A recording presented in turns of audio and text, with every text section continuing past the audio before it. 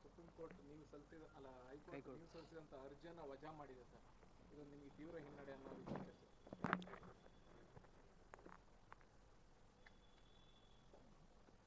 ಮೈಸೂರಿನಲ್ಲಿ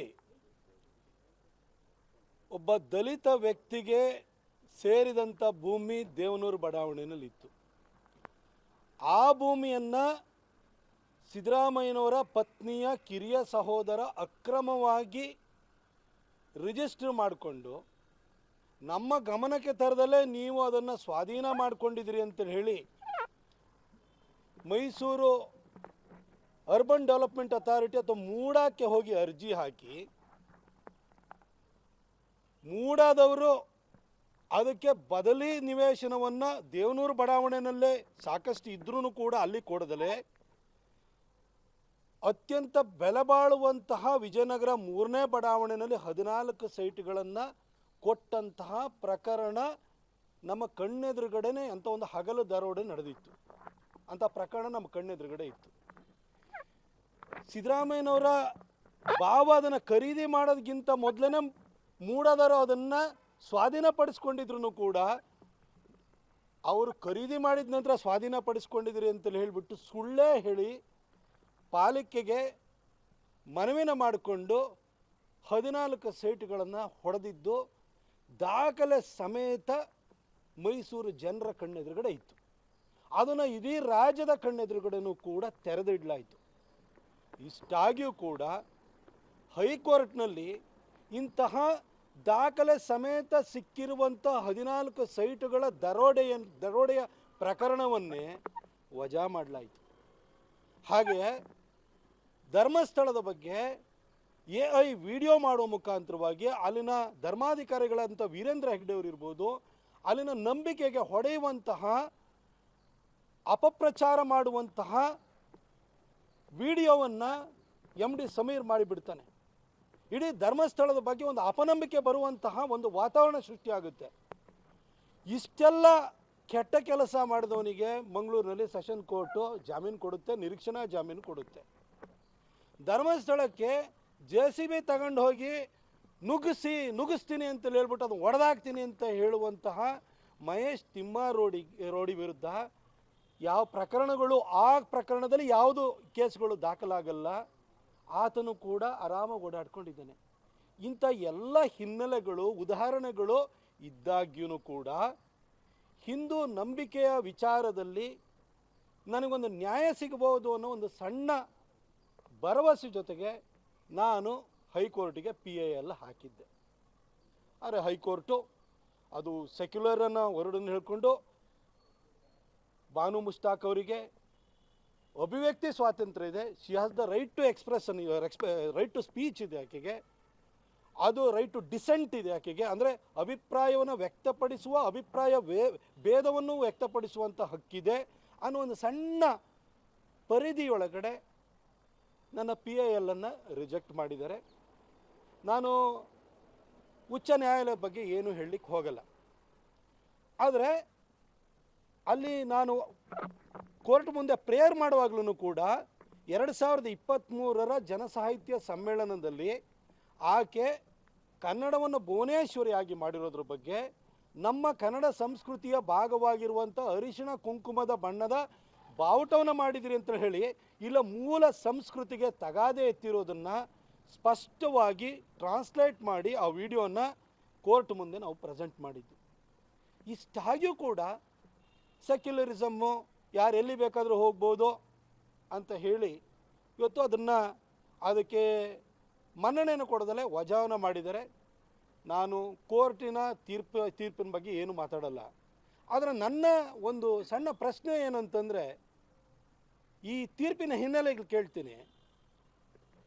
ಅಭಿಪ್ರಾಯ ವ್ಯಕ್ತಪಡಿಸುವಂತಹ, ಅಭಿಪ್ರಾಯ ಭೇದವನ್ನು ವ್ಯಕ್ತಪಡಿಸುವಂತಹ ಅದಕ್ಕೆ ಅವಕಾಶ ಇದೆ ಸೆಕ್ಯುಲರಿಸಮ್ ಅಂತಲ್ಲ. ಈ ಸೆಕ್ಯುಲರಿಸಮನ್ನು ವರ್ಡನ್ನು ಇಂದಿರಾ ಗಾಂಧಿ ಅವರು ಸೇರಿಸಿರುವಂಥ ಸೆಕ್ಯುಲರಿಸಮ್ ವರ್ಡನ್ನು ಇಟ್ಕೊಂಡು ಈ PILನ್ನು ಡಿಸ್ಮಿಸ್ ಮಾಡಿದಿರಲ್ಲ. ಮೊನ್ನೆ ಹಜರತ್ ಬಾಲ್ ಮಸೀದಿಯಲ್ಲಿ ಭಾರತದ ಎಂಬ್ಲಮ್ ಏನಿದೆ, ಚಿಹ್ನೆ ಏನಿದೆ, ಆ ಚಿಹ್ನೆಯನ್ನು ಕುಟ್ಟಿ ತೆಗೆದ್ರಲ್ಲ, ಇದು ರೈಟ್ ಟು ಡಿಸೆಂಟ್ ಅನ್ನೋದು ಇದೆಯಲ್ಲ, ಅಭಿಪ್ರಾಯ ಭೇದವನ್ನು ವ್ಯಕ್ತಪಡಿಸೋ, ಅಂದರೆ ರೈಟ್ ಟು ಎಕ್ಸ್ಪ್ರೆಷನ್ ಇದೆಯಲ್ಲ, ಎಕ್ಸ್ಪ್ರೆಷನ್ ಥ್ರೂ ಆ್ಯಕ್ಷನ್, ಈ ರೀತಿ ಹೊಡೆದು ಕೆಚ್ಚಿ ಅದನ್ನು ತೆಗೆಯೋದಕ್ಕೂ ಕೂಡ ಅವಕಾಶ ಇದೆ ಅಂತ ಅರ್ಥವಾಗುತ್ತಾ ಇದು. ಆ ನಮ್ಮ ಭಾರತದ ಚಿಹ್ನೆ ಏನಿದೆಯಲ್ಲ, ಆ ಚಿಹ್ನೆಯಲ್ಲಿ ಏನು 4 ಸಿಂಹಗಳದ್ದೇನಿದೆಯಲ್ಲ, ಆ ಚಿಹ್ನೆಯನ್ನು ತೆಗೆದುಕೊಂಡಿದ್ದು ನಾವು ಸಾರನಾಥ್ ಸ್ತೂಪದಿಂದ ತೊಗೊಂಡಿದ್ದು, ಅದು ಅಶೋಕ ಎಂಬ್ಲೆಮ್ ಅದು. ಆದರೆ ಕೆಳಗಡೆ ಸತ್ಯಮೇವ ಜಯತೆ ಅಂತ ಇದೆ. ಆ ಸತ್ಯಮೇವ ಜಯತೆ ಮುಂಡಕ ಉಪನಿಷತ್ತಿಂದ ಬಂದಿರುವಂಥದ್ದು. ಅದಕ್ಕೂ ಕೂಡ ಈ ನೆಲಜಲದ ಸಂಸ್ಕೃತಿ ಧರ್ಮದ ಹಿನ್ನೆಲೆ ಇದೆ. ಹಾಗಾದರೆ ನಾಳೆ ಬೆಳಗ್ಗೆ ಆ ಸತ್ಯಮೇವ ಜಯತೆಗೆ ವಿರೋಧ ವ್ಯಕ್ತಪಡಿಸಿದ್ದು ಸೆಕ್ಯುಲರ್ ಕಂಟ್ರಿ, ಇದರಲ್ಲಿ ಇರಬಾರ್ದು, ಹಿಂದೂ ಧರ್ಮದ ಉಪನಿಷತ್ತಿಂದ ಬಂದಿರೋಂಥ ಇರಬಾರ್ದು ಅಂತ ಹೇಳ್ತಾರೆ. ಈ ಅಶೋಕ ಎಂಬ್ಲೆಮನ್ನು ಹೆಂಗೆ ಕುಟ್ಟಿ ತೆಗೆದ್ರಲ್ಲ, ಅದನ್ನು ಸರಿ ಅಂತ ಹೇಳ್ತೀರಾ?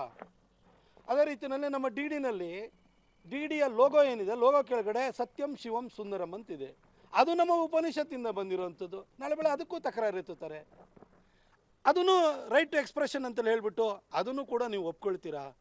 ಪಾರ್ಲಿಮೆಂಟಲ್ಲಿ ಸ್ಪೀಕರ್ ಕೂರುವಂಥ ಹಳೆ ಪಾರ್ಲಿಮೆಂಟ್ ಏನಿದೆ, ಅದು ಸ್ಪೀಕರ್ ಚೇರ್ ಮೇಲೆ ಧರ್ಮಚಕ್ರ ಪ್ರವರ್ತನಾಯ ಅಂತ ಇದೆ, ಅದು ಬುದ್ಧನಂದು.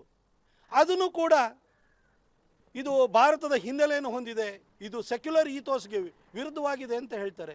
ಅದನ್ನು ಕೂಡ ನೀವು ಬೇಡ ಅಂತ ಹೇಳ್ತೀರಾ, ತೆಗಿತೀರಾ?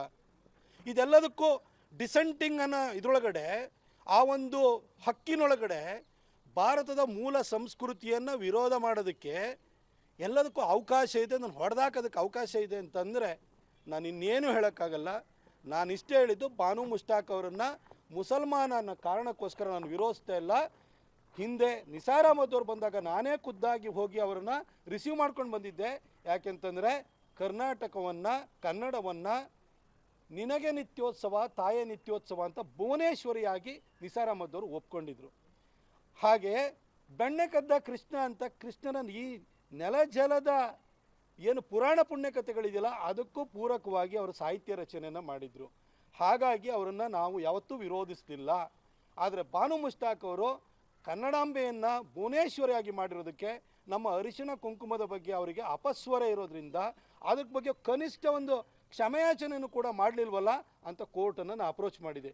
ಫಸ್ಟ್ ಕೋರ್ಟಿಗೆ ಕೇಸ್ ಫೈಲ್ ಮಾಡಾದ ನಂತರನೂ ಕೂಡ ನೀವು ಅಪಲಜೈಸ್ ಮಾಡ್ತು ಅಂತಂದರೆ ನಾನು ವಾಪಸ್ ತೆಗೆದುಕೊಳ್ತೀನಿ ಅಂತಲೂ ಕೂಡ ನಾನು ಹೇಳಿದ್ದೆ. ಆದ್ರೂ ಕೂಡ ಅವರು ಅಪಲಜೈಸ್ ಮಾಡಲಿಲ್ಲ. ಹಾಗಾಗಿ ಇವತ್ತು ಮೂವ್ ಮಾಡಲಿಕ್ಕೆ ಬಂತು. ಕೋರ್ಟು ಕೂಡ ಸೆಕ್ಯುಲರಿಸಮ್ ಎನ್ನುವ ಪರಿಧಿಯೊಳಗಡೆ ಅದನ್ನು ನೋಡಿಬಿಟ್ಟು ಚೌಕಟ್ಟೊಳಗಡೆ ತೊಗೊಂಬಂದ್ಬಿಟ್ಟು ಅದನ್ನು ಡಿಸ್ಮಿಸ್ ಮಾಡಿದೆ. ಇದೇ ಥರ ಹೋಯಿತು ಅಂತಂದರೆ ಏನೇನು ನಮ್ಮ ಮೂಲ ಸಂಸ್ಕೃತಿಗೆ ಅನುಗುಣವಾಗಿ ಏನೇನಿದೆಯಲ್ಲ ಅದನ್ನೆಲ್ಲ ಹೊಡೆದಾಕುವಂಥ ಒಂದು ಪ್ರವೃತ್ತಿ ಪ್ರಾರಂಭ ಆಗುತ್ತೆ. ಆಗ ಏನು ಮಾಡುತ್ತೆ ನ್ಯಾಯಾಲಯ ಅಂತ ನನಗೆ ಗೊತ್ತಿಲ್ಲ. ಇವತ್ತು ಭಾರತದ ಸಂವಿಧಾನ ಏನಿದೆ, ಅಂಬೇಡ್ಕರ್ ಅವರು ಬರೆದಿರುವಂಥ ಸಂವಿಧಾನ ಏನಿದೆ, ಅಂಬೇಡ್ಕರ್ ಅವರು ಬರೆದಿರೋ ಸಂವಿಧಾನದ ಮೂಲ ಪ್ರತಿ ಏನಿದೆಯಲ್ಲ, ಕ್ಯಾಲಿಗ್ರಫಿನಲ್ಲಿ ಬರೆದಿದ್ದಾರಲ್ಲ, ಅದರಲ್ಲಿ ಒಂದೊಂದು ಪುಟದಲ್ಲೂ ಕೂಡ ರಾಮಾಯಣ, ಮಹಾಭಾರತ, ಭಗವದ್ಗೀತೆಯ ನಿದರ್ಶನಗಳನ್ನು ಚಿತ್ರ ಸಮೇತವಾಗಿ ಹಾಕಿದ್ದಾರೆ. ನಾಳೆ ಬೆಳಗ್ಗೆ ಏನು ಸಂವಿಧಾನದ ಆರ್ಟಿಕಲ್ 26, 25 ಅಂತೆಲ್ಲ ಮಾತಾಡ್ತಿದ್ದೀರಲ್ಲ, ಆ ಸಂವಿಧಾನದೊಳಗಡೆ ಹಿಂದೂ ಧರ್ಮದ ಪುರಾಣ ಪುಣ್ಯಕಥೆಗಳ ನಿದರ್ಶನವನ್ನು ಯಾಕೆ ಕೊಟ್ಟಿದ್ದೀರಿ ಅಂತ ಏನಾದರೂ ನಾಳೆ ಬೆಳಗ್ಗೆ ಕೇಳಿದರೆ ಅದಕ್ಕೆ ಏನು ಉತ್ತರವನ್ನು ಹೇಳ್ತೀರಿ? ಹಜರತ್ ಬಾಲ್ ಮಸೀದಿನಲ್ಲಿ ಆದ ಹಾಗೆ ಪ್ರತಿಯೊಂದು ಚಿಹ್ನೆಗಳ ವಿಚಾರದಲ್ಲೂ ಈ ರೀತಿ ಘಟನೆಗಳು ಸಂಭವಿಸ್ತಾ ಇದ್ದರೆ, ಈ ರೀತಿ ದಾರ್ಷ್ಟ್ಯದಿಂದ, ದ್ವೇಷದಿಂದ ಮಾತಾಡಲಿಕ್ಕೆ ಶುರುವಾದರೆ ಪರಿಸ್ಥಿತಿ ಏನಾಗ್ಬೋದು ಅಂತ ಹೇಳಿ ನಾಗರಿಕ ಸಮಾಜ ಅಂತೂ ಯೋಚನೆಯನ್ನು ಮಾಡ್ತಾ ಇದ್ದೆ. ಆಡಳಿತ, ನ್ಯಾಯ ವ್ಯವಸ್ಥೆನೂ ಕೂಡ ಅದರ ಬಗ್ಗೆ ಯೋಚನೆ ಮಾಡಬೇಕು ಅಂತೇಳಿ ನಾನು ಭಾಳ ವಿನಮ್ರವಾಗಿ ನಾನು ಮನವಿ ಮಾಡ್ಕೊಳ್ತೀನಿ. ನೀವು ಎಷ್ಟು ಪ್ರಶ್ನೆಗಳನ್ನು ಎತ್ತಿದ್ರಲ್ಲ ಸರ್, ಈ ಪ್ರಶ್ನೆಗಳು ಯಾರ ವಿರುದ್ಧ ಇತ್ತು?